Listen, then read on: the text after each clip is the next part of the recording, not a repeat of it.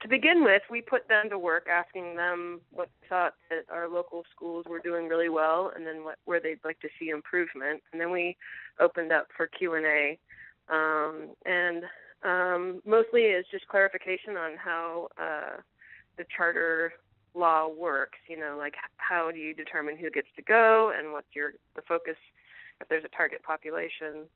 Not during the Q&A session, we had a couple of community members that spoke up and more making a comment, bringing concerns to the table, which we want to hear. What are people's concerns? And most of what we've gotten so far is not unexpected to us.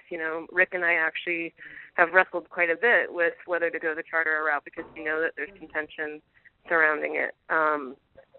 But by and large, when we have the conversation, we had a couple of Wenatchee School District school administrators there last night, and they approached us afterwards and said, really, thanked us and said, this really clarifies a lot of what you guys are trying to do. And so I think just getting the word out when people realize that we're not trying to be antagonistic, we're not wagging our finger, we're trying to be helpful. We're like, okay, so, we hear that there's overcrowding problems at the high school, and we see that people are struggling.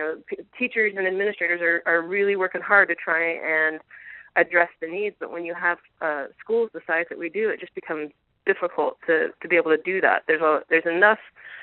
I guess I would say that our school populations are large enough that it warrants taking a look at providing another smaller school option that will set up some populations to be more successful.